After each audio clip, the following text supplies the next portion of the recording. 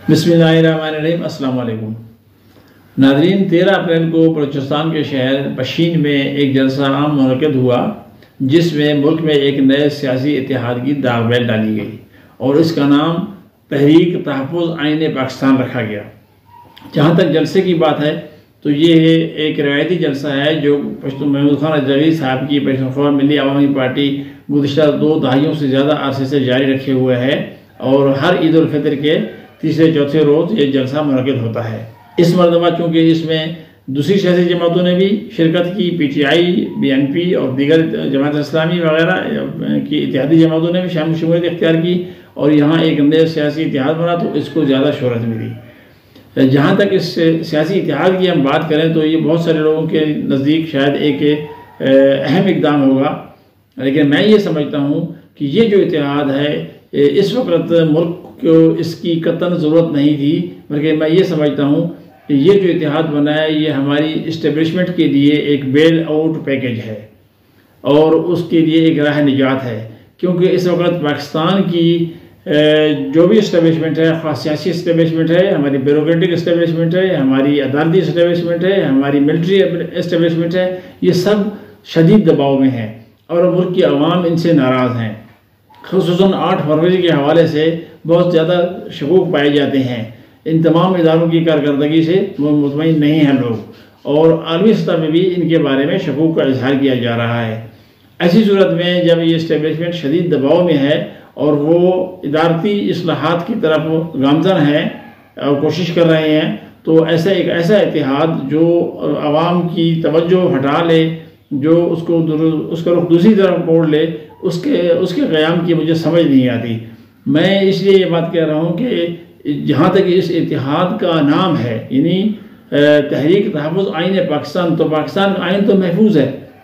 क्या उस आइन का कोई हिस्सा या आइन बज़ात खुद पूरे का पूरा क्या वो मुअत्तल है, क्या वो काम नहीं कर रहा, वो फंक्शनल है, वो सारा काम कर रहा है। उसके तहत जितने भी इदारे हैं वो भी सब काम कर रहे हैं।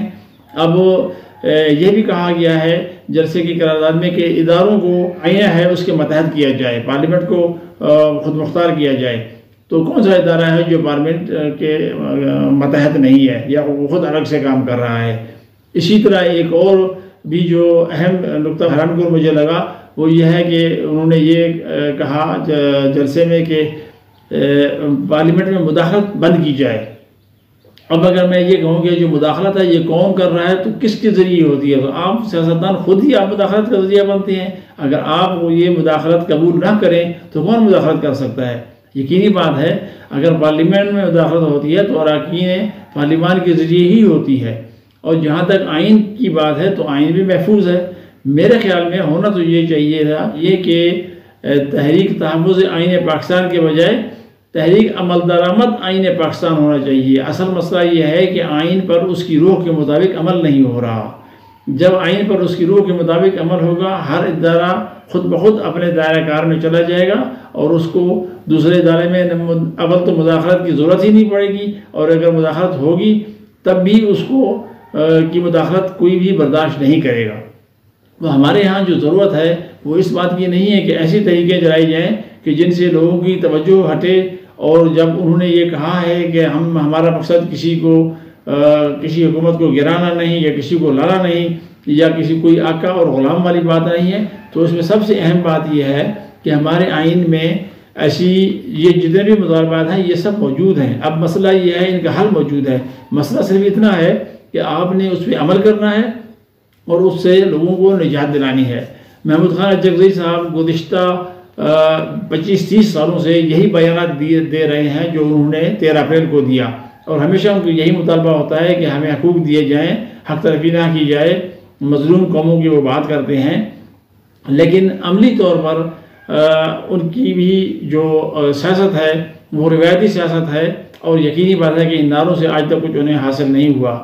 बल्कि अहम बात यह है कि जब तक हमारे सियासतदान आइन की रूह के मुताबिक अमल नहीं करेंगे, आइन के तहत खुद अपनी जमातों को और अपने आप को आइन का ताबे नहीं करेंगे, उस वक़्त तक कोई भी तहरीक कामयाब नहीं हो सकती। और ऐसी तहरीकों से मेरे ख्याल में जो हमारे रवायती इदारे हैं उनको फ़ायदा हो सकता है।